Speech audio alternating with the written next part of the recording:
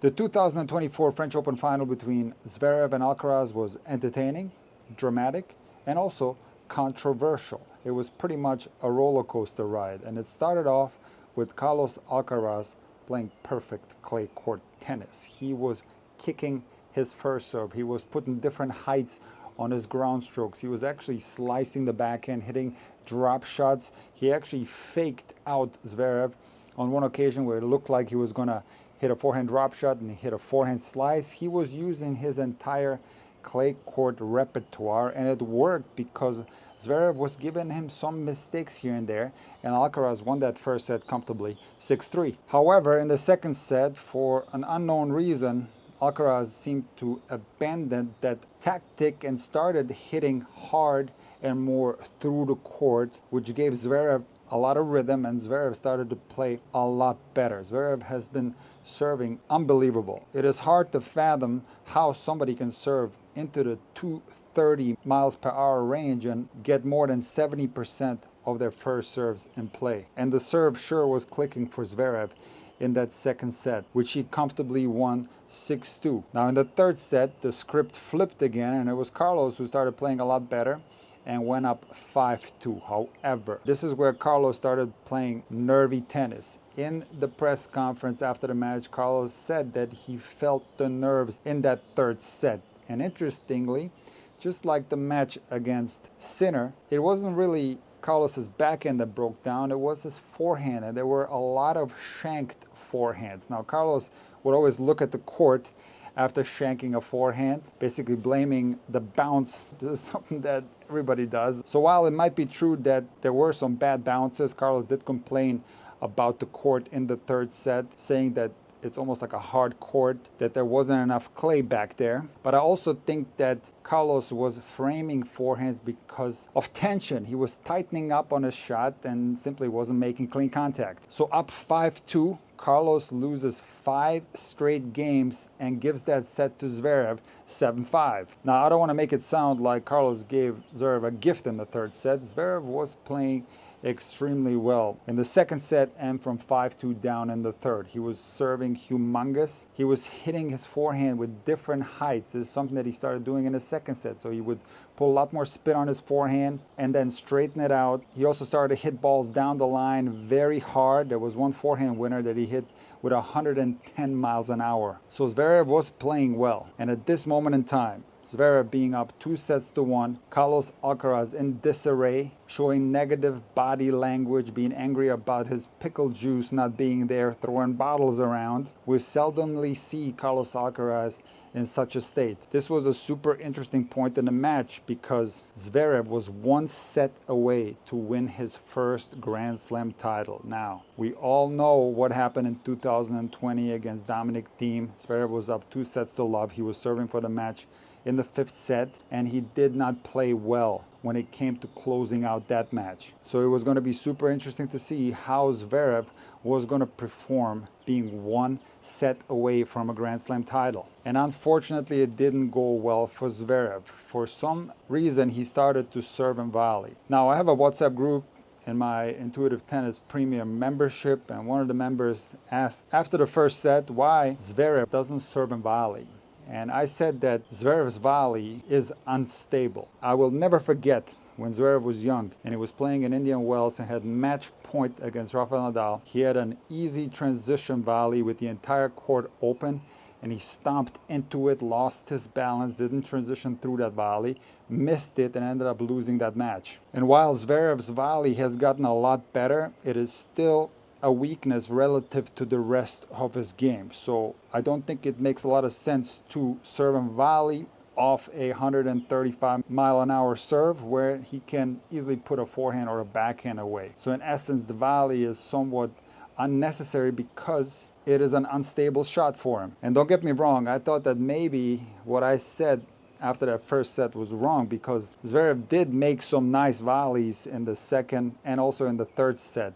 But when he started serving volleying, he did miss some crucial volleys, and I will say some easy volleys. So here's the question. Why did Zverev start to serve and volley? Was it the nerves? It just seemed like an unnecessary tactic because the game that he was playing up to that point was working well. So in any case, Zverev does not play well in the fourth set and loses it 6-1. So now we are in the fifth set. Super exciting. I love when Grand Slam finals come down to a final set. I will say though that Alcaraz, despite winning the fourth set 6-1, wasn't necessarily playing his best tennis. He did lose his serve in the fourth set, being up 4-love and almost lost his serve again. So the quality of the match in the fourth set was poor compared to the other sets. In my opinion, this added to the entertainment factor because we did not know what was going to happen in this fifth set. So Zverev continues to struggle and Carlos breaks him and is up 2-1. However, he goes down love 40 on his serve, and at 15-40 something very unfortunate happens. Carlos misses his first serve. He has a second serve that's called in by the chair umpire despite the Hawkeye showing it to be out. And here's the unfortunate thing, guys. You go to any post on social media, whether it be Instagram, Twitter, or YouTube, you're going to see thousands of comments where they're saying that Zverev was robbed. It's obvious that the Hawkeye image shows the ball to be out. So supposedly, and please correct me wrong in the comments, the Hawkeye system has a margin of error that's 2.5 millimeters. So on a tight call like this, it is possible that the Hawkeye was wrong and that the chair umpire indeed was right. We don't know because we didn't see the actual mark. We see the image that was digital from the Hawkeye system, which then brings up the question, if it's really true that the Hawkeye system does have a margin of error that's 2.5 millimeters, is the human eye better than the Hawkeye system? And I don't think it is. I do think that we need the Hawkeye system because the human eye is worse. First of all, the chair umpire sometimes misses the mark completely and is looking at a separate mark. We saw so many examples this year in Estoril, in Monte Carlo, where there were clear mistakes from the chair umpire. So there is a small margin of error on the Hawkeye system. I still think that the human eye is much worse. And on a tight call like this, that came at a very unfortunate time because yes, there is a humongous difference between 2-2 in the fifth set and 3-1 Alcaraz in the fifth set. So you could say that Zverev got robbed if Hawkeye was correct, but he was robbed one game. He wasn't robbed the whole match because we don't know what would have happened at 2-all in the fifth set. My gut feeling is that even at 2-all, Alcaraz would have came through, but it is what it is. Tight call like this happens. Mistakes like this happen. And Zverev did not lose this match from this call. Zverev had a chance, being up 2-1, to play better in that fourth set, to put pressure on Alcaraz early in the fourth. In my opinion, this is where Zverev lost the match early in the fourth set and not from being potentially robbed a call at 2-1 in the fifth. And look, occasionally you have calls that are just so unbelievably close in tennis, where it's literally impossible to tell whether the ball is touching the line by a millimeter or not. And it's just unfortunate, it's just bad luck that this happened on such an important point. And I will also say that Zverev didn't lose this point. Carlos Alcaraz got a first serve and it was still 15-40 at this point. So Zverev still had chances to get the break. Alcaraz brought it back to deuce, and one of the most entertaining rallies in the entire match came at 2-all, 40-all, where Zverev attacked the net and he was hitting a bunch of overheads and Alcaraz was running from side to side, popping the ball up, eventually losing that point. So Zverev had another break chance in that game. So yes, it is unbelievably frustrating for Zverev, but it doesn't take anything away from Carlos Alcaraz winning that fifth set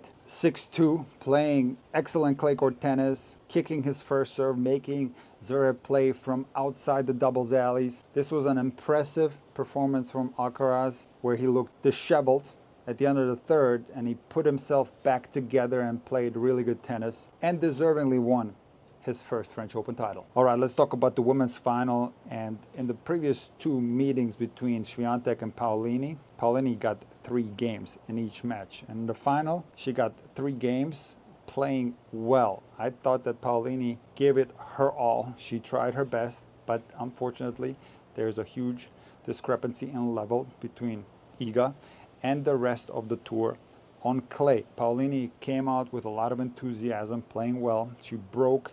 Iga was up 2-1. but then Iga found her rhythm. And honestly, Paolini was lucky to get that one game. In the second set, the match could easily have gone 6-2, 6-0. I talked enough about Iga's potential on clay. I don't need to be repetitive here, but let me give you some observations that I've had about Iga recently that I haven't shared. The backhand now is getting stronger and stronger. She has the ability to create incredible angles off her backhand. Not only get the opponent off the court and make them hit shots from outside the doubles alley, but also hit outright winners with her backhand cross court. Also, her return of serve seems to have improved tremendously. Iga is serving faster and serving better. That racket drop lead that she had a while back is decreasing in length. So the serve is improving. What I think is going to start happening is that the players that have chances against Iga, the big servers, the big power hitters, are going to have a tougher time with her. Because here is what used to happen occasionally to Iga. Because her serve wasn't the strongest in the past, these big servers would get looks on the return, so they would get a break here and there. And also, if they caught a good serving day, it was tough for Iga to break them, and these are the type of matches that Iga used to lose. However, now Iga's return is stronger, so Iga is going to get her looks on the return of serve even against big servers, and Iga is also serving a lot better, which makes her a lot tougher to break. So while I do think that Iga still will have a tough time against some players like Osaka, Rybakina, Sabalenka, I do think that Iga has proven that she can come through these matches by beating Sabalenka in the Rome final, by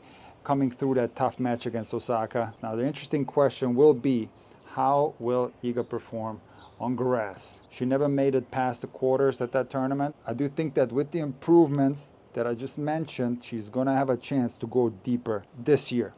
Let's see what happens. I want to acknowledge a couple more things. I don't often talk about doubles, but I did watch the Siniakova-Goff final against Paolini and Irani. It was an exciting match. I love watching Irani and Paolini. They bring a lot of enthusiasm to the doubles court, but both Goff and Siniakova are such good doubles players. This is Coco Gauff's first Grand Slam doubles title, and I think it's awesome that Coco is playing a lot of doubles. This is something that you don't see too often these days. And while I do think that it's tough on the men's side to play singles and doubles and slams, I do think that on the WTA Tour, because they don't play best of 5, it can be very helpful for the players to play both singles and doubles. Not only can doubles improve some of the deficiencies that you might have on the singles court, but also if you happen to lose in singles and you're still in doubles, this can help with your confidence. For example, in Coco's case, she lost to Iga, but she ends up winning the doubles title. She's a lot happier now than if she would have gone to the next tournament with the memory in her head of losing to Iga.